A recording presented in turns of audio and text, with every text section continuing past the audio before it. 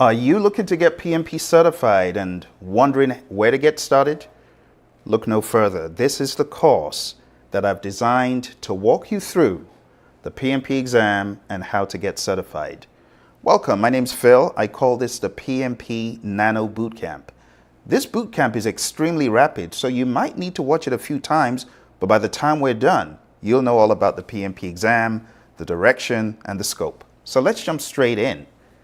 This bootcamp is brought to you courtesy of hpmexam.com, your one-stop shop for solutions to get you certified and beyond. In this bootcamp, I will walk you through all the details for PMP certification. I have over 20 years of experience managing projects and programs. I have over 6 certifications in project management.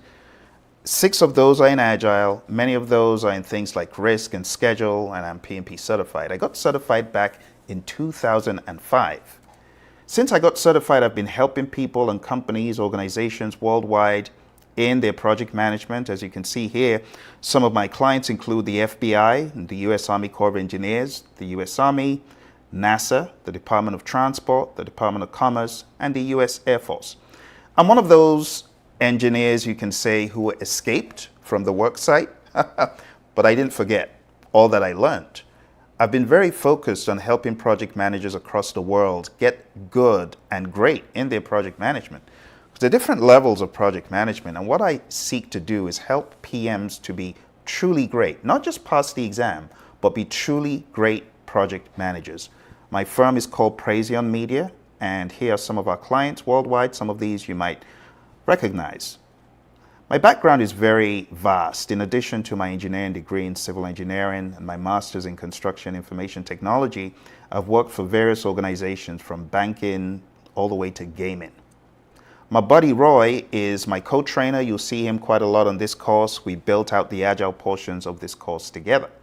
Now, you might ask, what do I need to get PMP certified? This is what you need. If you have a secondary school or high school diploma, you need 60 months of unique, non-overlapping project management experience. And on top of that, you need 35 hours of education in project management. If you have a 4-year degree, then you just need 3 years of experience in project management. And if you went to a globally accredited college, they call it a GAC accredited program for your bachelor's or master's, then you need 24 months of unique, non-overlapping professional project management experience and 35 hours of education in project management. And that's about it. The exam is broken down into 3 portions of people, process, and business. The people domain is 42% of the exam, the process domain is 50%, and the business domain is just 8% of the exam. You can also slice the exam into 2 pieces. Half is agile and hybrid, and the other half can be looked at as predictive. Here's the general project management timeline. Way back in 2560 BC, the pyramids of Giza is a great example of project management. And project management began to evolve through the Great Wall of China, Frederick Taylor and Henry L. Gantt, who is responsible for the Gantt chart. Earned value came on the scene in the late 50s, IPMA, an organization of project management, in the mid-60s, followed by PMI in the 1960s, late 60s, 69. And then, as time evolved, we had the first PMP exam and Prince 2. Lean manufacturing became more prevalent. The first Scrum project in 1993, Scrum was formalized, and the Agile Manifesto was published in 2001, all the way to 2021, right? Where we began talking more about hybridization and different specialisms beyond just the regular. So project management has evolved. Somewhere along the line, the PMI put this model on the map. I have encapsulated it in something called the Process Group Pentagon, where we take a look at what exactly we need to do to make a project run. We initiate it or authorize it, we plan it, we execute it, we do the work, we monitor and control the project, and we close the project. In addition to that, we also look at knowledge areas of integrating all the moving parts, scoping out the project, scheduling it, costing it, thinking about quality and resources, thinking about communications and risk. I put risk in the middle as a bullseye because risk touches everything. procurements and stakeholders. These are all areas we think about in project management. Did you know that 90% of global senior executives rank project management as either critical or somewhat important to the ability to deliver successful projects and remain competitive? This is from a survey from the PMI, 90%. Now, what does that tell you? When 90% of global executives have woken up to smell the coffee, it tells us project management is here to stay. It also tells us that project management is critical. So you as a professional are doing the right thing in thinking about upping your game in project management, because project management is here to stay. It's not going anywhere. And that's why through the years, since 1969, the PMI have been hyper-focused in project management practices and ideas and principles. And this exam, the PMP exam, is based on PMI's understanding of project management being mega important, so hyper important. So for this exam, there's a number of things you need to know in addition to the process groups and the knowledge areas that I just showed you. There's some other important aspects of the exam, so let's dive into those. The PMI, like I said, was founded in 1969. It's a non-profit, and they've standardized project management standards and techniques. And in addition to the PMP, they have a lot of other certifications. But take a look at the growth of the PMP exam. This is way back in the early 80s. Let's zoom in a little bit here. You can see we had 40 PMPs. That number has grown in leaps and bounds. The last time I put this together, back in 2015, was showing 655,000. Now, if I was going to improvise and draw what it is today, it would go through the roof, because today we have 1.5 million approximately. That number doubled in the past 9 years. Isn't that crazy? Think about it. From 1984 to 2015, the number doubled in less than half that time. So this tells you that the world of project management is evolving, and it makes sense to get on the bandwagon and just get certified as a PMP by putting in the work, putting in the effort. I've already gone through the knowledge areas with you. This is common knowledge for the exam, so you have to get the language down of integration, overall coordination, scoping, identifying what needs to be done, developing a schedule in schedule management, estimating the costs and manage them in cost management, quality management, identifying the quality standards and meeting them, resource management, human, equipment, materials, supplies, thinking of those things and managing them, communications, planning how to communicate and managing that, risk management, planning and managing uncertainty, procurement management, managing contracts and procurements, and stakeholder management, managing stakeholder engagement. All of these things are critical for the exam. Now, there are different flavors of project management. There's a predictive approach, which is I plan from A to B, I have all the details, it's quite straightforward. You know, when we talk about predictive project management, it's understanding pretty much the full scope of what is required and planning everything needed to get to the end. That's predictive project management. But that's not the only project management there is. There's another flavor of project management, and we call this adaptive. And we use adaptive when we are not 100% sure of how to proceed. So we proceed in what we call iterations, in baby steps of experiments or sprints. And then we might be off course, and then we get back on track, and then we course correct when we're going off again. And ultimately, we do get to the end, but it's in a different way. We plan in increments, right? And that is called the world of Agile. We are incremental in our planning. We are iterative in how we finalize what we're working on for a short time box. So we say Agile is iterative and it's incremental as well. Think about it like you were cooking a dish that you'd never cooked before. You would always have these question mark touch points. Is this what you want? Am I on the right track? Is this what you want, customer? That's pretty much how the world of Agile is. In the Stacy model, we see the requirements uncertainty on the y-axis and technical uncertainty on the x-axis. And the summary of it is if you are in a simple zone of understanding, a simple zone where you pretty much understand the project very well. You are close to agreement on the requirements. You are close to certainty on the technicality, the technical approach. There's nothing wrong in being predictive right here. But as you begin to move away into the world of uncertainty, going further and further away from close to agreement on the requirements, further and further away from certainty on the x-axis, you then enter this complex zone. And this is where Agile thrives, because Agile helps you to bring down the level of anarchy, right? When you do things intentionally in sprints, you do it the right way. This is where Agile thrives. So the question of Agile or waterfall, it's going to come up quite a bit on your exam, and you need to understand when it is best to use Agile and when it is best to use, we call it predictive, but in a lot of circles, it's called waterfall. Quite incorrectly, if I may add, but we'll give it a pass for now. So we'll just say predictive methods work best when the requirements are well understood, little chance of change, so on and so forth. Okay, so I hope that makes sense. Let's move on. Moving along, Agile is becoming increasingly popular in organizations, and the reason is this. When you take a look at organizations in the world, at the time this was put together, 71% of organizations reported using Agile. Now the number has gone into the 80s. I would even wager that the number has gone higher, but I'll be conservative. But think about it. Majority of firms use Agile. Now, why do some firms not employ Agile approaches? Here's why. There are concerns and fears, right? People fear losing their job. They fear they won't have anything to do. If they're Agile, people think there will be change chaos and there'll be no planning and no one will do anything.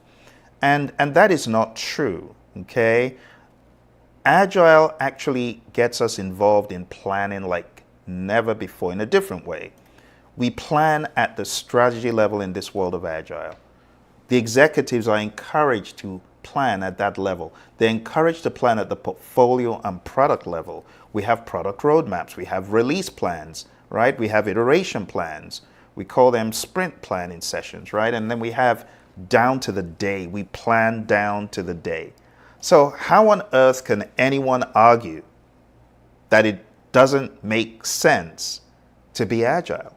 Agile is pretty much a philosophy.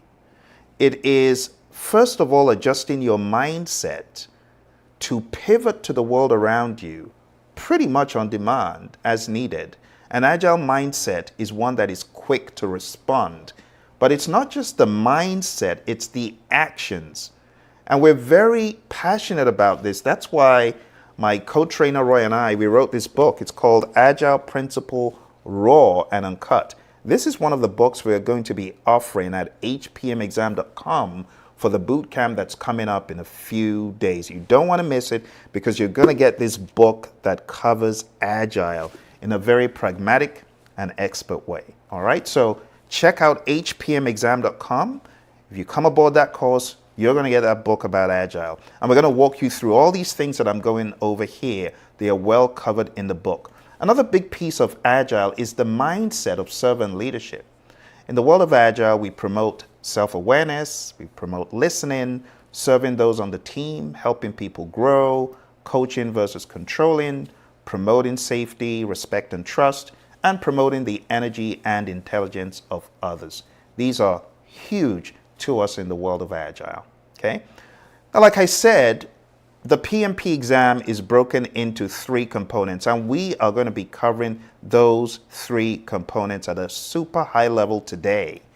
We're also going to be going deeper in our half-day boot camp at hpmexam.com, and we're going to be breaking them down into smaller pieces that you can digest. But let's start off right here.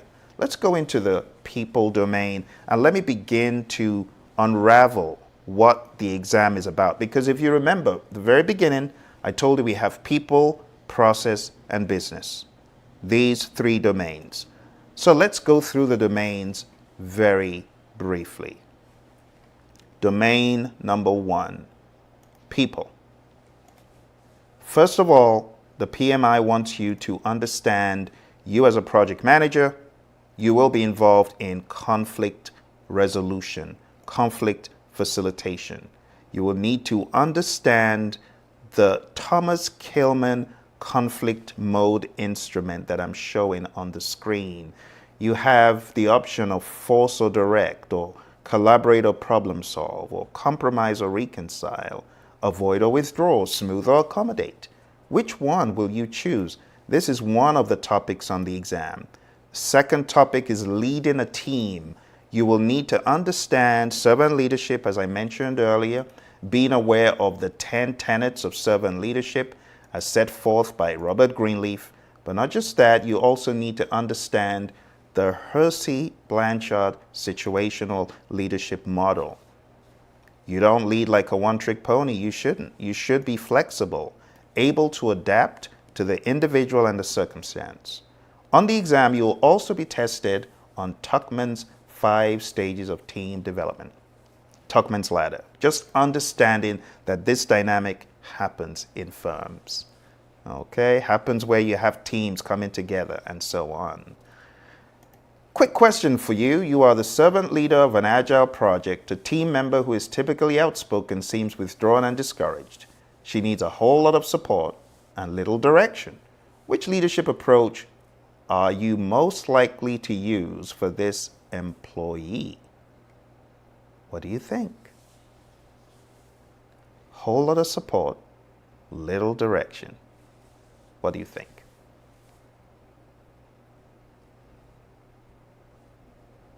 Okay, so let's go back and I'll explain.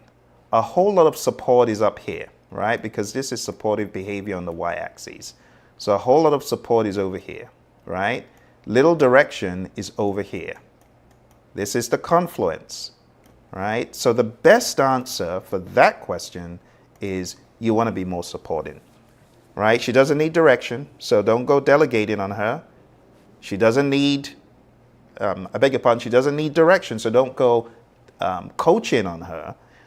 Delegating is less support, and democratic is not even one of the approaches that we mentioned. So democratic is where you're bringing people together for consensus. So that's kind of a different type of leadership outside of the main topic here.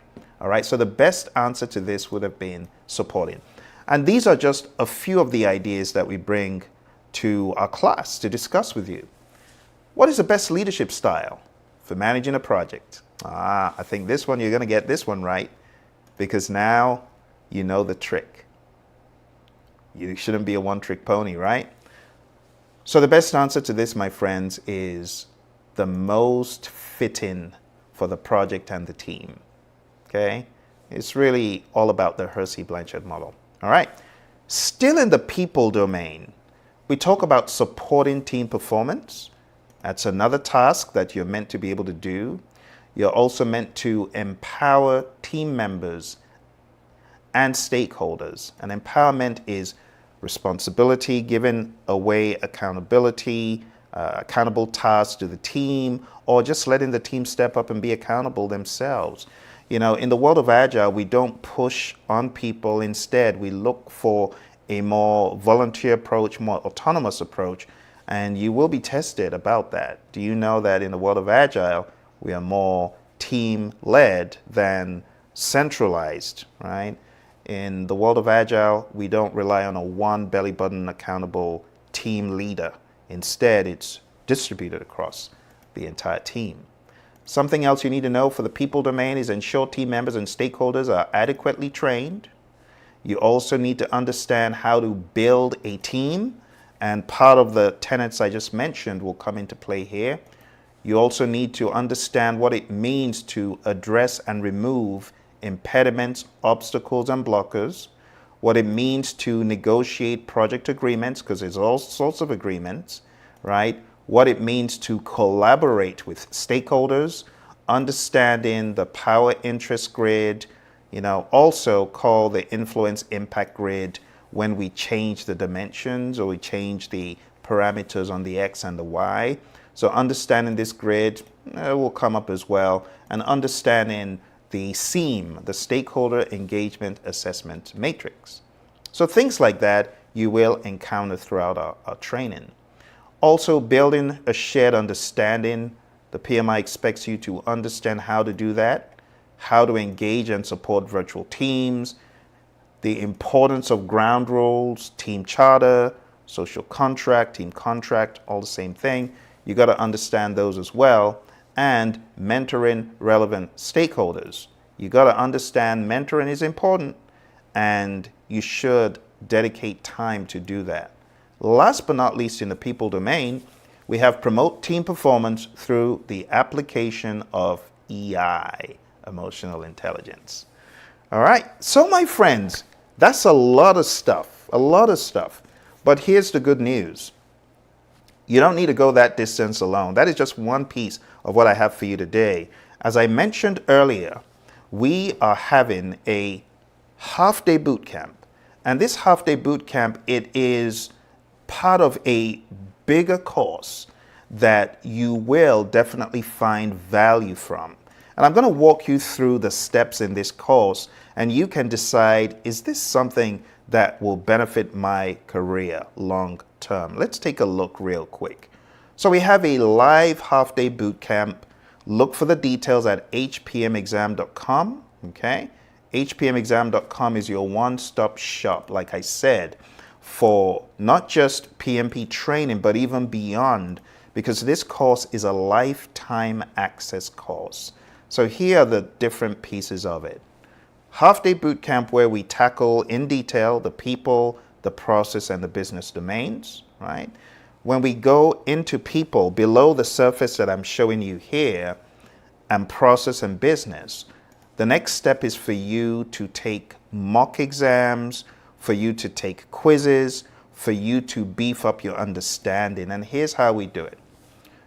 We have on our learning management system, people, process, and business explained, over 40 hours of additional content. That's right, 40 hours. So in 40 hours, you will be able to go over people, the 14 tasks, process, the 14 tasks, business, the 4 tasks, PMBOK 6, all the knowledge areas, PMBOK 7, the principles, the domains.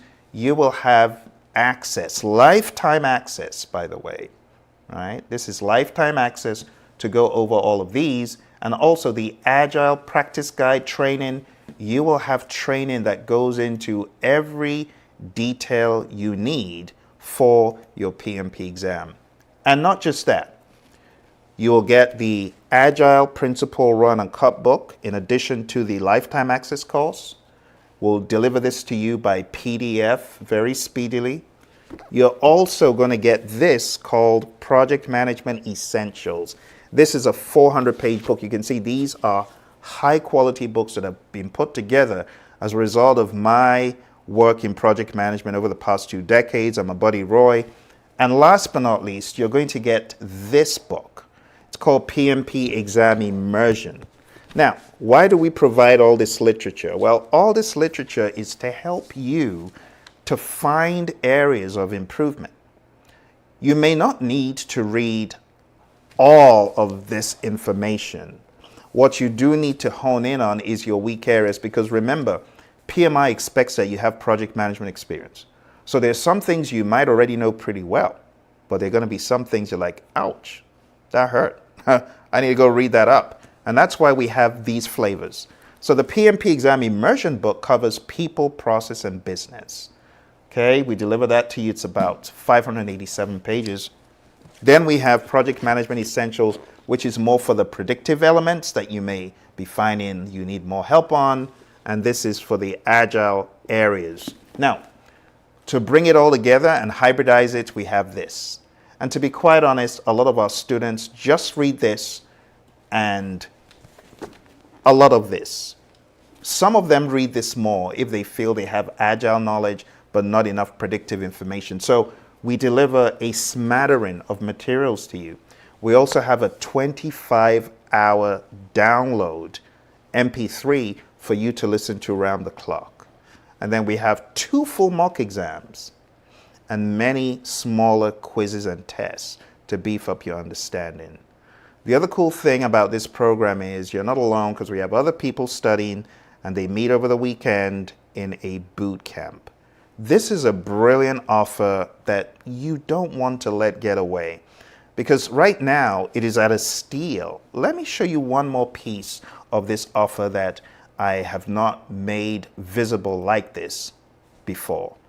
The final piece that actually costs more than the course is this. It's called Life After the PMP Exam.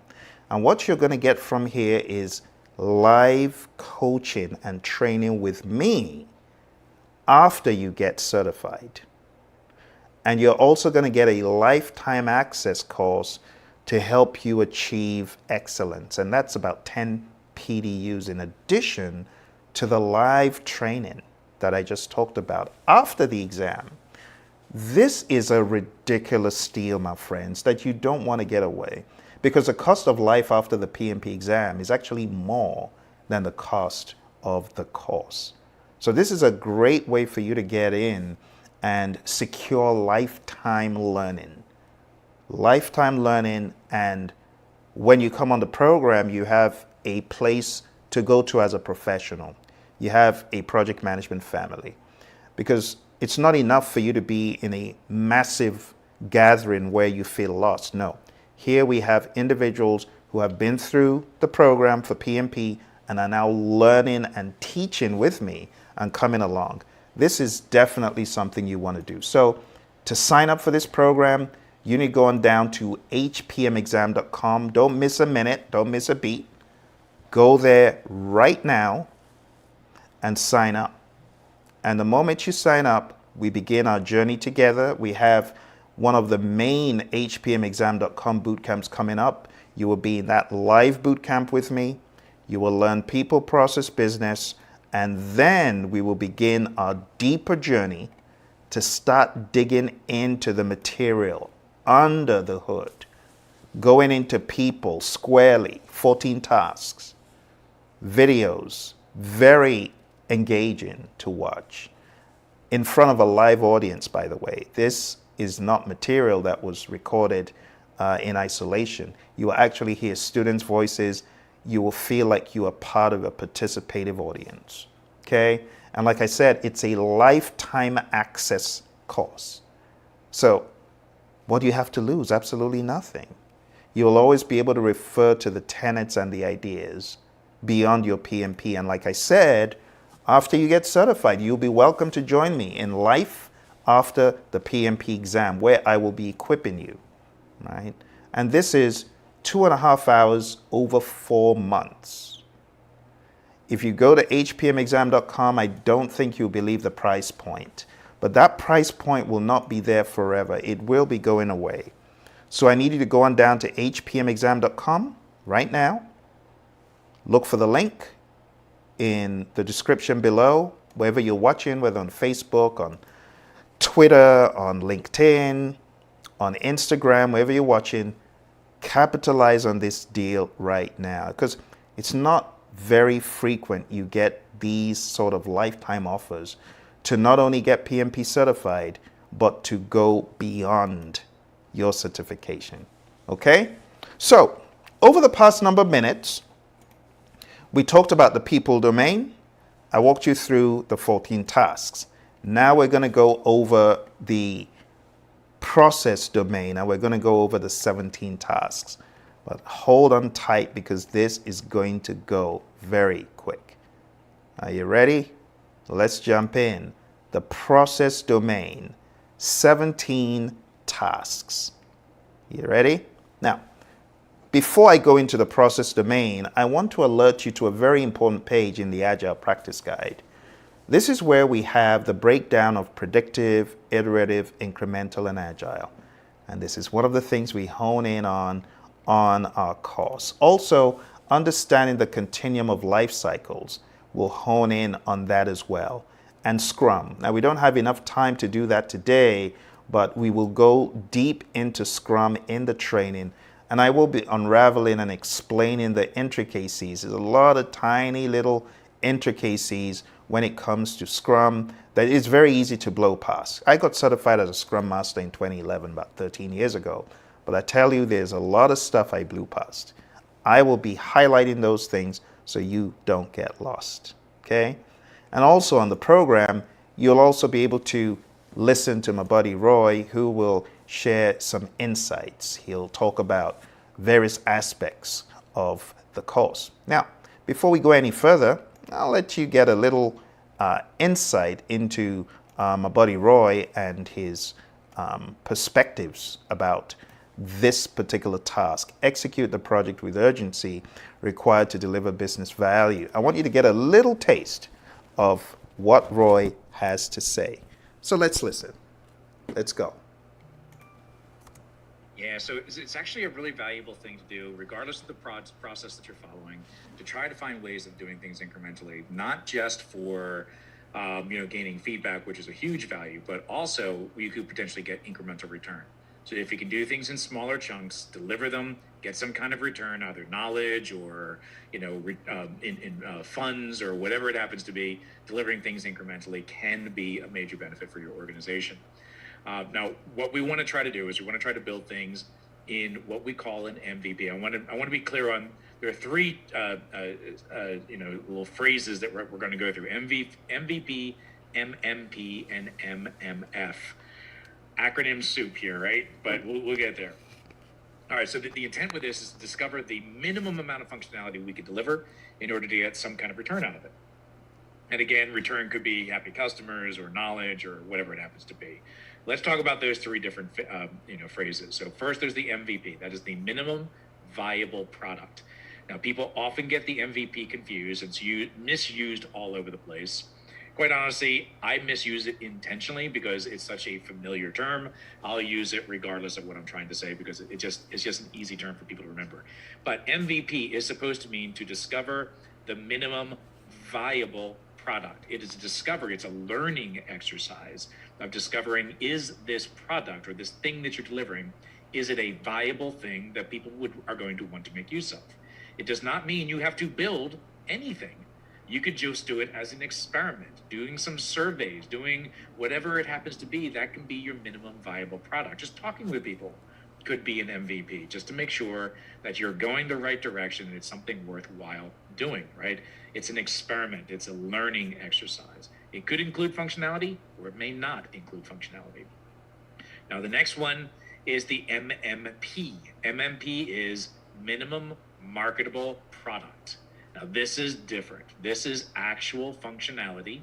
It's the smallest amount of functionality or features or scope, if you will, that you can deliver to get some kind of return. Do you always have to deliver everything in the specification or in the original request to actually get some kind of return out of it? Maybe you can incrementally do it, the minimum chunk of that functionality, in order to get some kind of return. Now, the next one is the MMF. MMF is minimum marketable feature.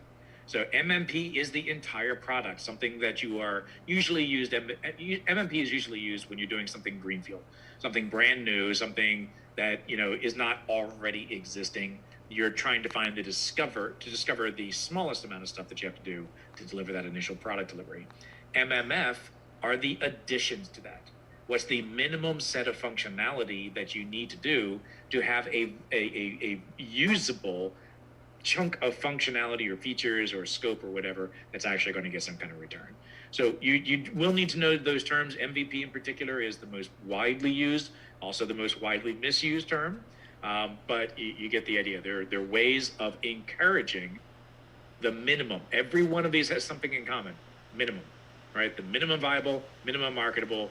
There's another term actually as well, the minimum business increment. It's the same basic concept, right? It's the smallest amount of stuff that you can do to get some kind of return, right? You get the idea. So we're always focusing on the smallest amount. The PSI, it may be a piece or the whole of the MVP or MMP or whatever, right? It's doing things in small increments and sometimes assembling them to get something larger and more useful. Back to you, Phil.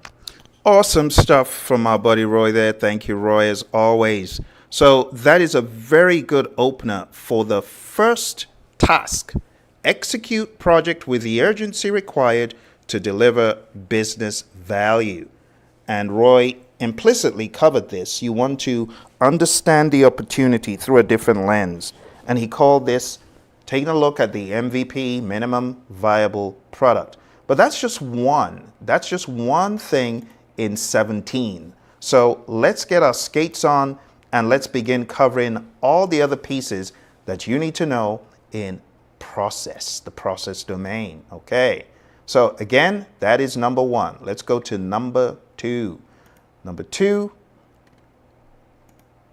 before that, is manage communications. Manage communications is analyzing the communication needs, determining the frequency of communication, and communicating appropriately, monitoring the communication, and so on. Then we go into risk management. We talk about assessing the risks, managing the risks on the project. Whether we're in the world of predictive or in the world of agile, we do this. We just do it in different ways. All right, let's move on to the next thing. The next thing we are expected to know is engaging stakeholders.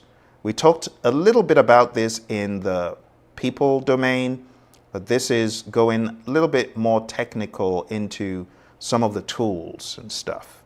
Then we talk about plan and manage budget and resources, talking about managing the cost, and that of course involves determining the cost, but you go the next step and you ensure that it is effectively managed based on the resources that you have on the project, and the time-phased budgets at completion have to be effectively managed.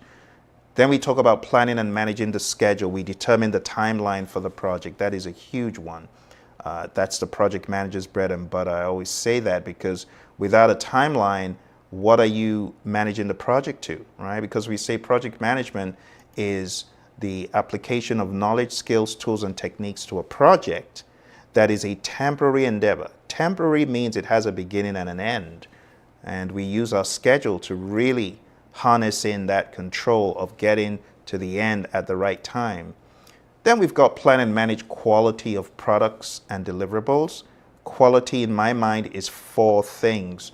Let's pin down what quality is, right, for a quick second. Quality is fitness for use, conformance to requirements, customer satisfaction, and Kaizen. It's all those things. Because not only do you want to have a quality management plan, you got to execute it. And you got to always keep challenging yourself from a quality perspective. And that means Kaizen, change for the better, change for the better. All right, let's move on. Beyond number 7, we have the next one, number 8, under process, plan and manage scope. Scope is a very humongous beast, and we will be tackling the beast in the course because we have to do many things. We have to plan scope management. We have to come out with a scope management plan and a requirements management plan in some instances. And then we have to collect the requirements, define scope, create the WBS, and we have to talk about validating the scope. And that means the customer will validate that we indeed got all the scope inherent in the deliverable. And then we also need to control scope as project manager. So this is a huge one that we tackle in the program. Moving on, we have integrate project planning activities. And that means when all is said and done, when you've planned everything out, you then need to integrate all the moving parts. Now, again, this is one of those areas that I would love for you to hear my buddy Roy on, because he could give you some agile insights on integration. You know, we don't often use the word integrative planning when we're talking about the world of agile. And that's why this course is so good, because it brings together the best of both worlds. It brings together the understanding and the consciousness of predictive is not useless. Agile is great. It's not the only thing we should do. How about we hybridize? Okay. So that understanding and that mindset is what this course brings to the table for you. So without much ado, let's move on to listen to my buddy Roy one more time. He's going to break down this topic of integration from an agile angle. Yeah, absolutely. So again, planning activities are happening ongoing throughout the entire process. in an agile space. Remember the planning onion, right? So you have 5 different levels. There's another view of the planning onion where there's 6 levels, where strategy is your top level, and that's fine. That's incorporating some portfolio kinds of activities. But the idea is that high level planning to start with, lower level planning as you get deeper and deeper into the cone of uncertainty. Throughout the entire process, we are planning and replanning based on the changes we discover and the knowledge that we've gained throughout the entire process. So high level plans, all right, where you start, you go deeper and deeper, more and more planning, all the way down to daily planning. So we are constantly planning and replanning, because again, just keep in mind, Agile is a change-based process. You can't have that single perfect plan in a change-based process because your plan is changing, right? And that's the idea. That's why we always plan. Back to you, Phil. Great stuff, Roy. Let's move on to this question. Why does Scrum make it difficult for product owners to make changes to a sprint that is underway? What do you think, based on what you know about the world of Scrum? For those of you that don't know much about the world of Scrum, guessing is allowed. You want to take a little guess? All right. Well, let's take a look at what the answer is. The answer to this is, drum roll. Psst, it's B. The answer is B. It's because asking the team to make a real commitment comes with an associated cost of not shifting the basis of that commitment in mid-sprint. Now, we're not saying that changes never happen in the world of Scrum. We're just saying that we do our best to limit that. We do our best to discourage needless change once the sprint is airborne. I often use the analogy, once the cabin doors close and you're 40,000 feet in the air, you ain't letting no person on that plane. That's how it is in the world of Scrum. The sprint, we need to respect that, okay? There's nothing wrong in taking additional work and putting it in the backlog, but taking that work and shoving it into a sprint backlog is a whole different thing. All right, let's move on. We're almost half of the way, if not more than half of the way. So let's jump into our next area. The next area is manage project changes. And managing project changes is all about anticipating the need for change and staying ahead of the curve, just like a great chess player, right? Anyone play chess out there? You're always thinking, you're always trying to anticipate or predict what your opponent will do. And when they fall into the trap, got him, right? That's how it should be in the world of change management. We want to anticipate what is coming before it does. So one of the long lists of things to be aware of in change management is right here on the screen, okay? You want to go through these one by one. So let's start off from the very first. Stakeholder asks for something verbally. Don't stop there. Put it in formal writing and then put it in the change log. And then you can analyze the change with the team, analyze the change request, and then you send it to the change control board, a body of people responsible for changes on the project. Now, in all honesty, not every project has a change control board. Some projects, they don't. Some projects, it's your boss. Some projects, it's you and your boss that are the change control board. So just be aware that what you're seeing here does not happen on every single project, but it's good to understand the motions, right? The change board review the change request and the analysis, and they decide the outcome. Project manager or CCB member puts that outcome into a change log and shares it with a wider body of stakeholders, and the project manager and the team carry out next steps if the change request was approved. But there could also be segues at point 6, where the change control board asks for more information, where you may need to bring in the sponsor and the customer if they're not in the CCB, but all roads will lead back into the main chain, where at the end of the day, you will need to make a decision as the CCB. Whether it's many people or one person or two people, you need to approve, reject, put it on hold, or pending something else. But the bottom line is you are going to change. Now, my buddy Roy always has great insights about changes. And that's why I keep wanting to bring him in so that you can get an idea of how we tackle change in the world of Agile. It's a little bit different. When we think about change in the world of Agile, we are actually looking forward to change, right? The Agile Manifesto says we should welcome changes even late in development. So let's listen to what Roy has to say about change in an Agile world. Roy.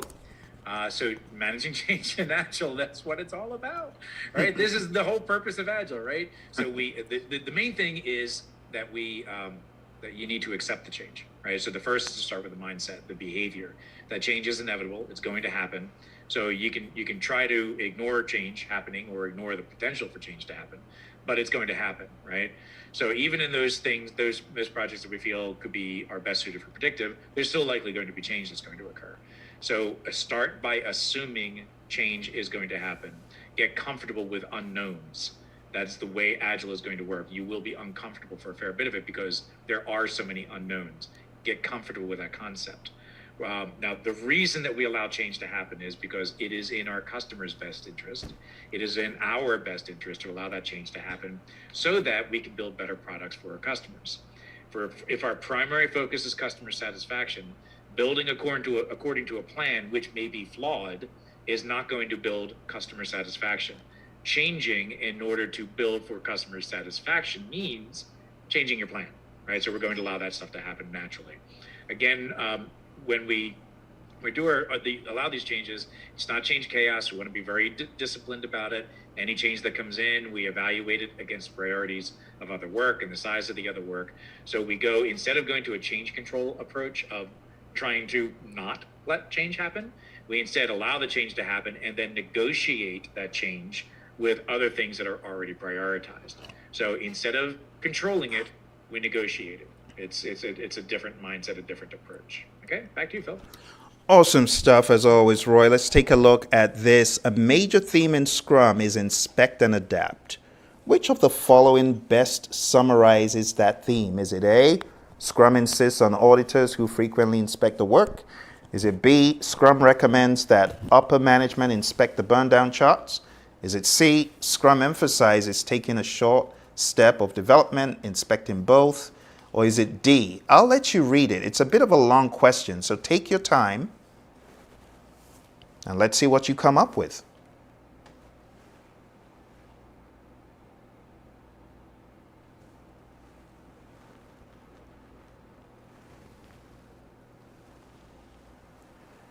All right. Well, hit the pause button if you need more time.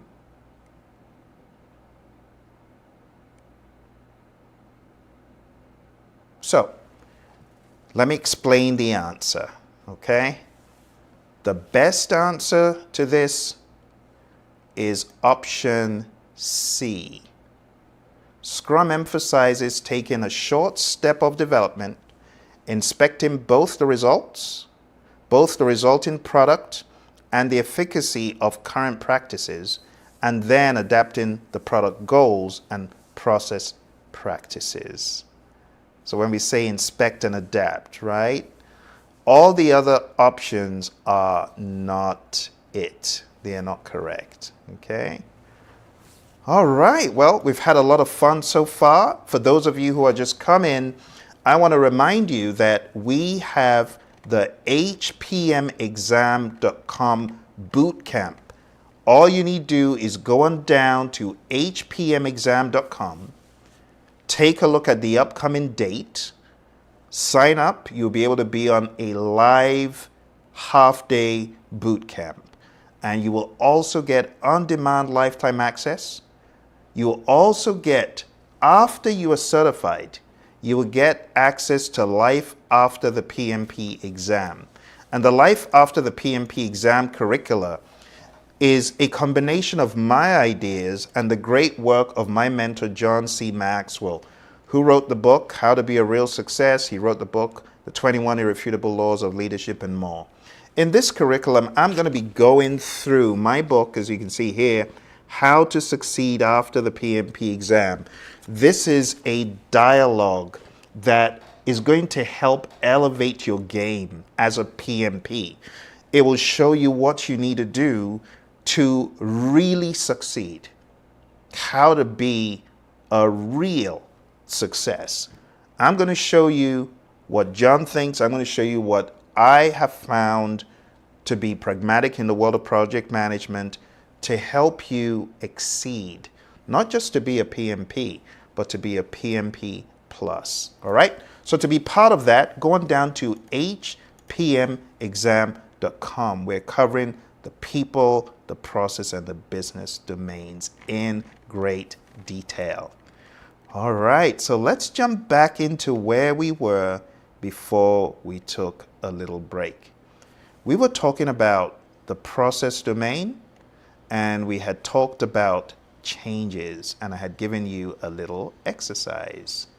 I hope you found that to be helpful. Let's move on to the next task. The next task is plan and manage procurement. So everything to do with buying what you need from outside the firm, be it a service, be it a result, be it a sub-deliverable. Also part of this exam is managing project artifacts, plans, deliverables, those things are talked about. So in the world of Scrum, we have these artifacts. We talk about the product backlog, the sprint backlog, and the increment. Those are artifacts, but that's not all. We could look at other things. We could look at the information radiator. We could look at other things, like burn down charts, burn up charts. Those are also artifacts. In the world of predictive, we have many different plans and baselines, and those could be looked at as artifacts as well. So artifacts is a very vast topic that you need to master for your exam. Okay, let's move on here. Moving on to the next thing, we have determine appropriate project methodology, methods and practices. And we've already talked about this when I showed you the Stacy complexity model, and we had that dialogue about it. And taking a look at the Stacy model, the big question here is, am I more in the predictive zone, or am I more in the agile zone, or am I somewhere in the middle? Okay. I would love to hear from our friend again, our buddy Roy. Let's hear what Roy has to say about this. Roy. Yeah, so this is something PMI has done actually quite well, and that is to help people understand which methodologies that you can make use of. Now, the Stacy diagram is one method that we can make use of, and just to remind everybody what the Stacy diagram is all about, we have these two different areas, or technically three different areas to think about. There's the simple space, which is 100% agreement, 100% certain. We know exactly what we're doing, and that might be one approach. That's where predictive thrives in that space. Then we start moving into the complicated space. We're still close to agreement and close to certainty. There might be a little bit of variability going on, but it's really not that complicated. Predictive can continue to work in that space. Then we move into the complex space, the complex domain. Now that's where you have a lot more uncertainty. Now you have a lot more unknowns. If you remember, I think we went through this with this group. The two examples, complicated is kind of like assembling a watch. Follow the rules exactly every single step, and you're going to have a successful delivery at the end. Complex is more like driving to work. You know where you're going, generally how you're going to get there. You may have done it multiple times, but there's 1,000 different things that could change how you actually achieve those results. So that's where Agile, the adaptive processes, start to really provide value for you, where there's a lot of variability, or at least more variability, that Agile handles that extremely well. Now, you also may be all the way up in the anarchy space, and believe it or not, a lot of projects are based in this, especially in the software world. Anarchy kind of rules. It's not just complex, it's chaos. So in those spaces, absolutely, you need an empirical model, and that's what Agile is based on. Remember, the empirical process control methodology. It's based on a way of handling this complexity. It's a way of solving complex problems. So you can make use of these tools, and there are different things that you can choose along the way. You could choose iterative, you could choose incremental, you could choose full-on agile, you could choose full predictive, based on the different domain that your project work may be in. I would suggest, though, that if you are thinking about just a purely incremental or a purely iterative approach, why not just do agile? Because agile does both of them, right? It gives you the value of both. So usually what you see organizations doing is not saying we're going to do iterative or we're going to do incremental. Usually what you're going to see is we're going to do predictive or agile, right? So that's a more common approach. All right, back to you, Phil. Anything else we should talk about? Well, that about sums it up. Great stuff from our buddy Roy. Let's move on to the next slide. And here we have, it's another question. Check in your attention span. Okay. The Agile Manifesto states that the sponsors, developers, and users should be able to maintain what? I know some of you are new to this, but it gives you a nice introduction to the subject matter, doesn't it? So what do you think? Sponsors, developers, and users should be able to maintain what? All right, the best answer, taking it directly from the Agile Manifesto, is a constant pace, indefinitely. Constant pace does not necessarily mean fast, right? It could be fast, but it doesn't mean it has to be fast. It's like the tortoise and the hare. Remember that story? Great. All right, here's another fun one. Simplicity, the art of what? Those of you Agile Manifesto readers, what do you think the answer is?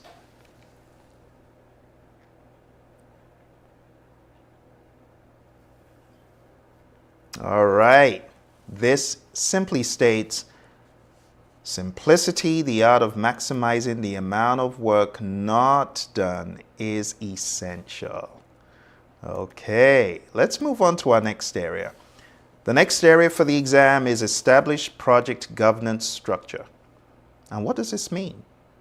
Well, governance is not a bad word. When people hear governance, they think of it as a harsh word, and honestly, in a lot of instances, people generally may not like to be governed because it conjures up images of being told what to do. But that's not what we're talking about here. What we're saying is having structure for authority and people understanding what authority they can exercise on a project. The PMI say governance is a framework within which authority is exercised. So governance can be expected on the exam. Let's move on. The next one is manage project issues. There are all sorts of issues you can encounter on the project. Just remember that a risk is an uncertain event. An issue is an event happening right now. So there's a difference, but both can be looked at through a similar lens. Uncertainty, if not checked, becomes certain in many instances. And when it becomes certain, it's too late. Why not take some risk mitigation measures before your risk becomes an issue? Right? In the world of Agile, we talk about these issues being impediments, obstacles, and blockers. And it's a different language, but it's similar. We talk about impediment logs in the world of Agile. We talk about issue logs in the world of predictive. Number 16, ensure knowledge transfer for project continuity. Ensure that knowledge can be transferred by opening up dialogues and expressing honesty and truthfulness to the team, transparency, right? That's all part of it. And part of the PMP exam is having the right mindset. And that is one more thing I'm going to cover with you before we finish today, the mindset for PMP exam success. And part of it is being transparent, being open, being honest, which is part of knowledge transfer. We don't want to hoard knowledge. That's being insecure. We want to share knowledge, give knowledge, right? And power as well. All right, number 17, plan and manage project or phase closure or transitions. What are we saying here? You got to plan how to transition out of the project. You got to plan how to transition out of the phase. You got to think about the resources being transitioned back, people, team members, maybe physical resources being transitioned back. These are all things we think about. But do you know that in the world of Agile, we see this in a different lens? The way we plan closure in Agile is different. And again, I want my buddy Roy to come talk about this, how we perceive closure in the world of Agile. Why do we look at it differently, and how can we look at it with this background that some of us have in predictive? How do we need to flip the switch? Let's go. Absolutely. So the first part is that we're doing a lot of these activities throughout the project. So shutting down an Agile project should be trivial. All this work, or at least most of this work, should be already done.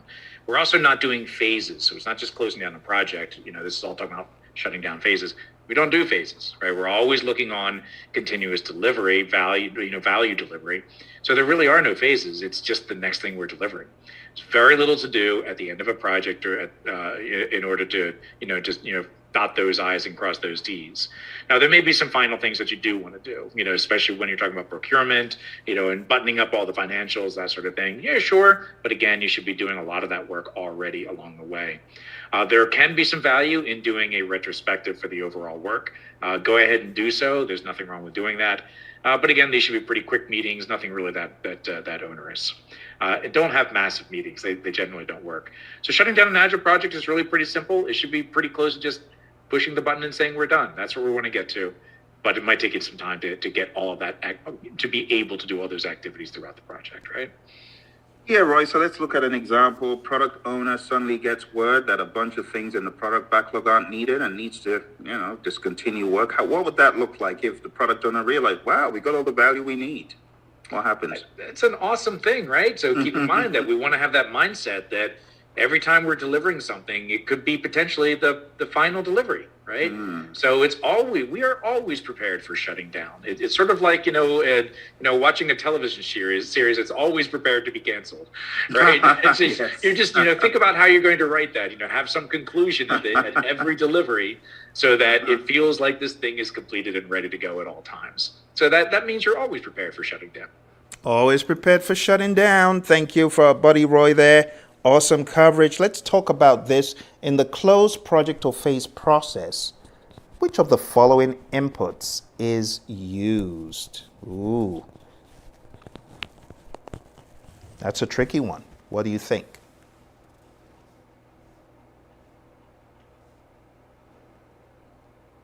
All right. It's a short question. It's one of those, you either know it.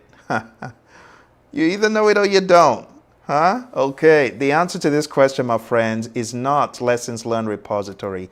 Let's talk about why it's not Lessons Learned Repository. It's not Lessons Learned Repository because that is where we put our lessons learned after the project. So it's actually not an input to closing out a project or phase. It is also not the final report because we get the final report as an output. It's not an input. And it's not verified deliverable because that has long since been taken care of in the validate scope process. You see, verified deliverable becomes an input to validate scope. From validate scope, we get an output called accepted deliverables, and that's what really goes to close project or phase. That's kind of the mechanism. So the best answer here is quality report. That is the only correct input. Okay, it's a little bit of it makes you think, it makes you actually think, what do you mean by quality report? What do you mean by final report?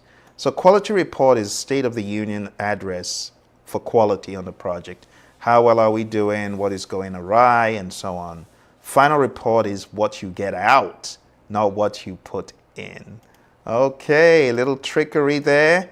It's always fun to have a little bit of trivia. Let's move into our final domain. Now, for those of you who have not read the PMP Exam Content Outline, there is a document out there, it's free, and it has all of these tasks I've been talking about from start to end, okay? I would love for you to just Google or look for a link below if I'm able to put that link in there, and you'll be able to download the PMP Exam Content Outline. You'll be able to read it. But the Exam Content Outline on its own does not have a whole lot of substance. And that's why I usually recommend coming into our bootcamp. For those of you just coming, we have our hpmexam.com. HPM just stands for Hybrid Project Management because PMP Exam has become extremely hybrid. So for you to get in on the next bootcamp coming up, I need you to go on down to hpmexam.com. I need you to sign up so that you'll be part of this awesome offer. Not only are you going to be getting the training, as I said, you're going to be getting a boatload of stuff. First of all, you're going to be getting over 20 hours of audio, MP3. This is stuff you can listen to all throughout your PM journey. Not just PMP, but even after. It keeps you sharp, right? So you get that. You also get lifetime access to a 40-hour online program. Lifetime. You also get access to Life After the PMP Exam. you'll be able to be on a boot camp with me. Now you're a PMP guru, right? You're now looking for how to get to the next level. You'll be on my boot camp. You become one of the champions, and you will learn how to be a real success, not just based on PMBOK stuff, but based on pragmatic real-world experiences that I've had training firms like the U.S. Army, the U.S. Air Force, NASA, the FBI, and many more. Worked in firms like Honeywell and Motorola doing project and program management. All my secrets, all those secrets, how I got to where I am, what I recommend that you do for your career, you're going to get all that and a whole lot more. In addition to that, my friends, you're also going to get the PDF downloads of these books. Agile Principle Run and Cut. This is a book for life. Like if you're actually keen on becoming an agile trainer, an agile coach who helps take people through the crazy trajectory, this book is for you. It contains a lot of pragmatism. Then we have Project Management Essentials, another great book that has stood the test of time. This book has been around for over a decade, has helped people in scores of countries get certified. And we have the unique PMP Exam Immersion, which covers the content by task. So all this stuff I'm going through with you right now is also covered by task. In fact, you can get, if you just want the book, you can get the book at immersion.hpmexam.com or immersion.pmradio.org, one of those links, okay? So get on the program. What are you waiting for? Jump on it right now. We've got a ridiculous killer deal. It's ridiculous because you're getting 2 lifetime access courses, you're getting a boatload of books, you're getting audio content, you're getting video content, you're getting 2 mock exams, you're getting several mini and micro mock exams. This is the solution that is going to help you not only get to PMP, but beyond. And you're also going to be able to tap into study groups. When we have students studying for the exam, they get together on the weekends and they huddle like a scrum, like, you know, just like in the world of rugby, and they move the ball by going through questions together. I mean, it is absolutely awesome. It's an experience you don't want to miss, okay? Going down right now, hpmexam.com. Okay. Well, my friends, we're moving into the grand finale. I'm glad that you stayed all the way. We're going into the business domain. Business domain. What's in the business domain? Well, we have 4 simple things. The 4 simple things are plan and manage project compliance, evaluate and deliver project benefits and value, evaluate and address the external business environment changes for impact and scope, and support organizational change. It's very straightforward. So let me go over these with you. Number 1, planning and managing compliance. This is your responsibility, project manager, right? This is not just about project compliance within the firm. We might have some regulatory, some legal, and other kinds of compliance things that we need to worry about. You know, for example, the Americans with Disability Act. That's a regulatory need. So we may need to make sure in our projects that we are operating at the level of compliance expected with those regulations, especially if we're doing, think about user interface kind of applications, right? In more traditional approaches, we might do it with more documentation, more reviews and all that. In Agile, we might do it more with a DOD. We call it definition of done. The definition of done. The Agile Alliance defines this as an agreed upon list of the activities necessary to get a product increment to a done state, right? And we manage this in all the frameworks we do, whether it's Kanban or it's Scrum or it's Scrumban, we need to manage compliance. So there's no exits when it comes to compliance in PMI's world. Number 2, evaluate and deliver project benefits and value. So all this is saying is you got to make sure that you are delivering the benefits that were identified at the beginning and value. So what's the difference between benefits and value? Well, value is the net benefits. We talk about all the benefits realized, tangible, intangible. That's what value is when you take all of those benefits and you put them together. And that's a general idea. as a project manager, you want to make sure that the benefits are identified. You want to make sure that there's ownership and there's someone who is ensuring that benefits are realized. It could be a benefits owner, could be a benefits manager, something of that nature. Let's move on to number 3. Evaluate and address external business environment changes for impact and scope. You got to survey what's happening in the marketplace. I mean, I talk about this all the time. The companies that are not looking and are not doing boundary spanning, not looking at what is happening outside of the firm in the wider marketplace, they're going to be here tomorrow. Likelihood of them being here is very, very minuscule. Those organizations not looking into new technologies, emerging technologies like AI, they will not be here for much longer. It's guaranteed. It's guaranteed. You look at the likes of Kodak. Where are the fancy cameras now? It's all been replaced. It's all been replaced by Tim Cook and the great work of Steve Jobs and others. It's been replaced by, okay, Android fans. I didn't forget you, right? It's been replaced by that. So you always got to be looking at the marketplace and what is happening as a project manager, as a product owner. You got to bring that understanding back and you got to pivot when you need to. You know, I think a lot of firms are guilty of not pivoting. They just freewheel and they're totally oblivious to what is happening in the marketplace. But we don't want to be like that. We got a boundary span. We got to look outside of the firm. Find the edges. Okay, these are the boundaries, but what are we missing that could hurt us? What are we missing? I think Google woke up and smelt the coffee regarding the iPhone, and we have Android as an answer. And you look at the market share of Android, it's humongous. But that wouldn't have been the case if they were not looking over the fence to spy what is going on. You know, the likes of Samsung, I think they have a few lawsuits as a result, but nonetheless, they're almost unscathed. But in all seriousness, it makes sense to look at the environment around you. That's all this task is saying. Let's move on to the final one.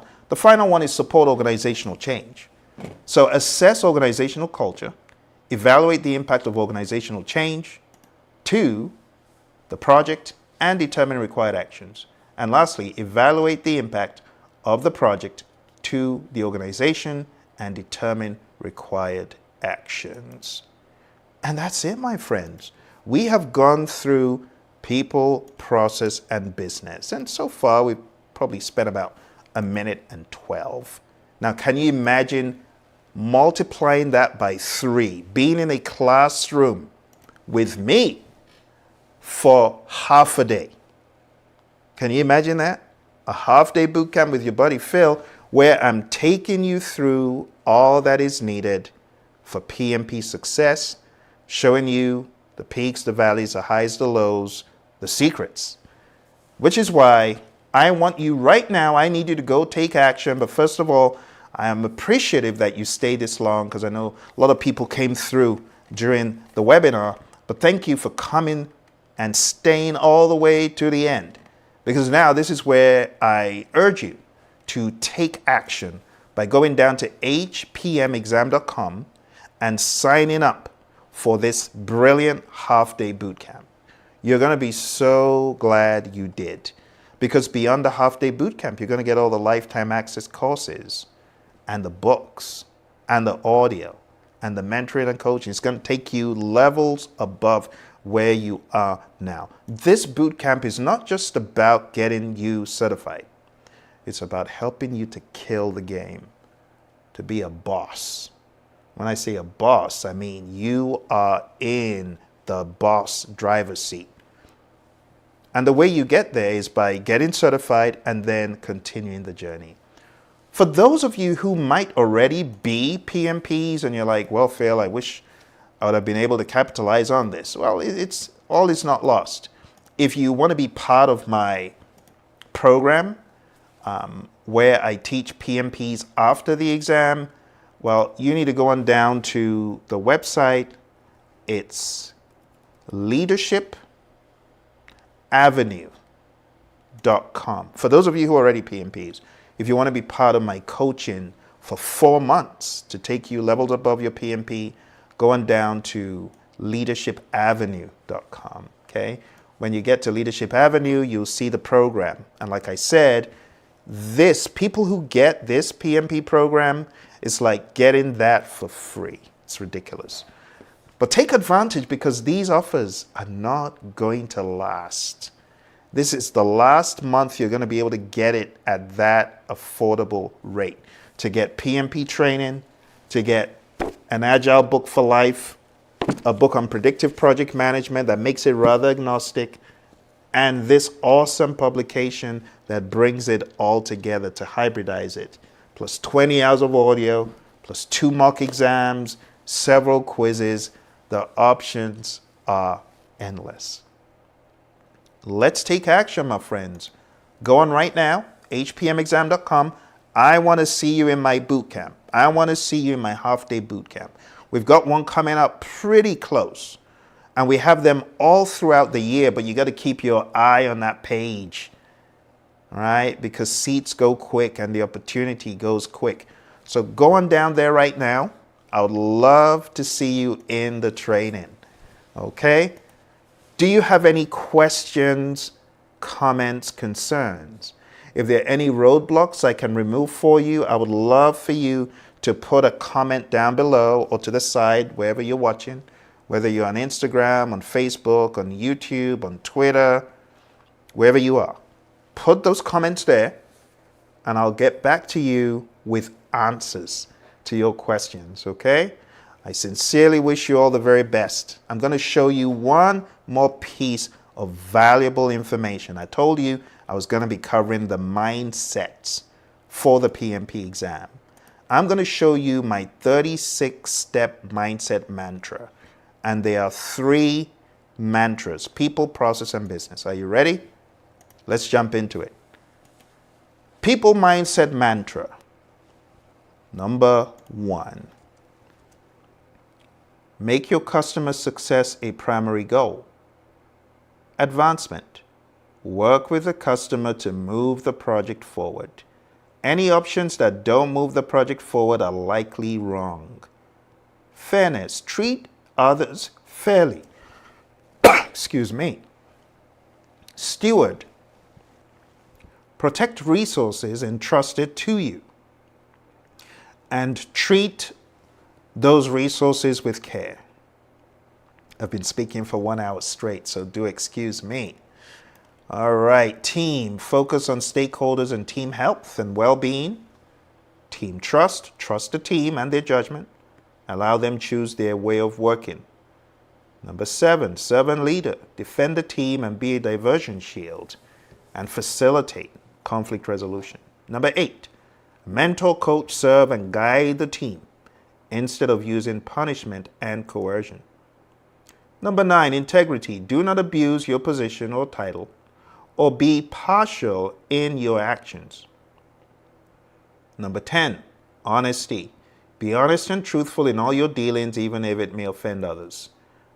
Number 11, leadership. Be courageous to lead and make tough decisions and tough conversations. Make trade-offs. And last but not least, we have agility. Be agile and adapt. To be, that word is resilient. Be agile and adapt to be resilient. Let's continue. Let's go over to the next domain. Next domain, process domain. The process mindset mantra is life cycle. First, select and tailor the appropriate project life cycle and development approach. Number 2, hybridize. Hybridize where necessary to maximize value and options. Number 3, agile mindset. Seek to deliver incrementally, plan iteratively where possible. Number 4, think systemically and strategically to navigate complexity. Number 5, change. Manage change and configuration with intentionality. Number 6, inspect, adapt. Continuously inspect, adapt, and integrate all levels and layers. Number 7, problem solve. Be a problem solver. Offer solutions and not problems. Number 8, quality and the iron triangle. Proactively build in quality and manage the iron triangle. Number 9, risk and governance. We talked about this. Proactively manage risk and governance. Number 10, manage all areas. Logically plan and manage all knowledge areas. Number 11, buy-in and authorization. Seek authorization and buy-in when necessary. Number 12, closing. Close each stage, iteration, or phase with a retrospective or a lessons learned. I hope you can see that. Okay. Final one is business. The business mindset mantra is as follows. Environment. Observe and respond to the external and internal environment. Number 2, outcomes. Focus on outcomes, value, and benefits over output. Number 3, organization change. Set the stage for organizational change and build alliances. Number 4, project impact. Assess the project's impact on the organization and navigate accordingly. Number 5, organization impact. Assess the organization's impact on the project and navigate accordingly. Number 6, benefits. Proactively ensure management of benefits and their realization. Number 7, value swap. Swap out the backlog items with work of comparable value. This is used a lot in Agile. Call it dynamic scope option. Number 8, value delivery. Strategically plan the value delivery system. That's the projects, programs, and portfolios. You got to strategically plan them. Number 9, compliance. Proactively manage compliance. Number 10, sustainable community. Harness COPs, PMOs, and VDOs for the firm's strategic advantage. COP, Community of Practice, PMO, Project Management Office, VDOs, Value Delivery Office. Number 11, lean thinking. Think and be lean to eliminate waste at all levels of the value delivery system. And number 12, gating. Use toll gates, stage gates, kill points, and phase end reviews to deliver only value. And with that, my friends, we've come to the end of our Nano Bootcamp, where I have walked you through people, process, and business. Walked you through the knowledge areas and the process groups. And there's a lot more that I would love to cover with you, but I need you to go on down right now to hpmexam.com. Take advantage of this bootcamp where we cover people, process, and business. Remember, you have a trusted friend in your buddy Phil, right? You have someone who has been there, done that for all these awesome organizations across the world. So many organizations, so many individuals, so many entities. You cannot go wrong. You want someone who's been doing this for a while, been doing this since 2005. It's going on 19 years.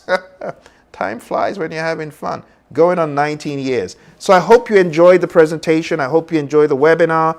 Don't forget to hit like, subscribe, and share. All throughout this channel, we have tons of videos because I've dedicated a lot of my career to helping people excel and advance in project management. I would love to help you as well. So again, look for the link, hpmexam.com. I am looking forward to seeing you in the class. Not only to get PMP certified, but also to get the pinnacle of your profession. You know, the pinnacle of the profession is when you put in the very best that you've got with pragmatism, with coaching, with understanding and leadership. And that's why after you get certified, I would love to take you through my curriculum, How to Succeed After the PMP Exam. It's all part of the package. It's all part of it. But you need to take action now. hpmexam.com. Don't let that pricing get away. The pricing is cray-cray. It's unbelievable. The pricing structure that I have for you, it's like,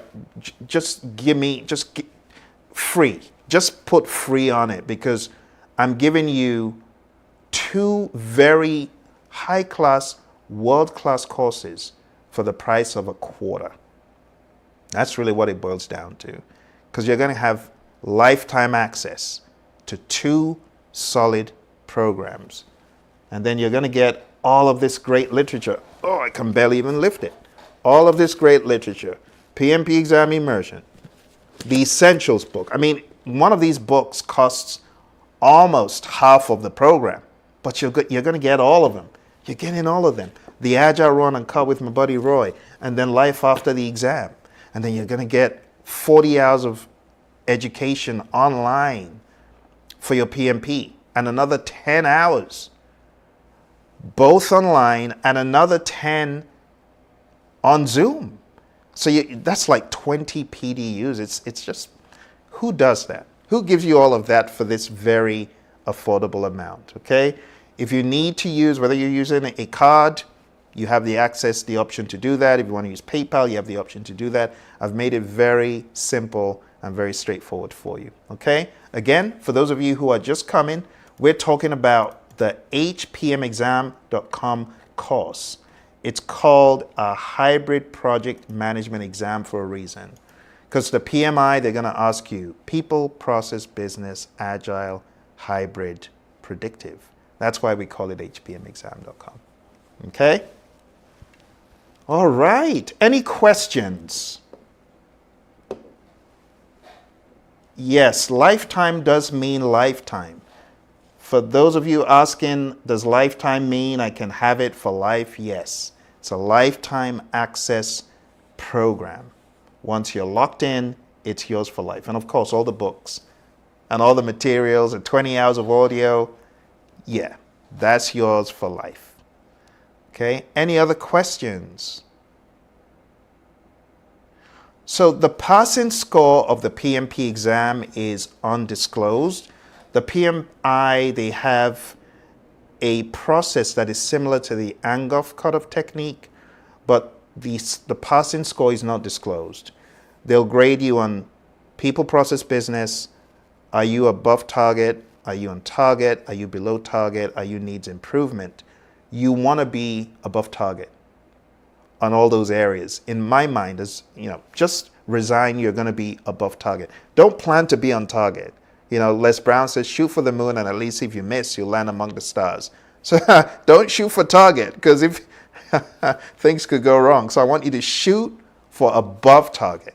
That needs to be the mindset. Don't plan target. No, target, above target. Okay? Thank you all very much. I look forward to looking for some comments, for some questions, for some dialogue from you. All right?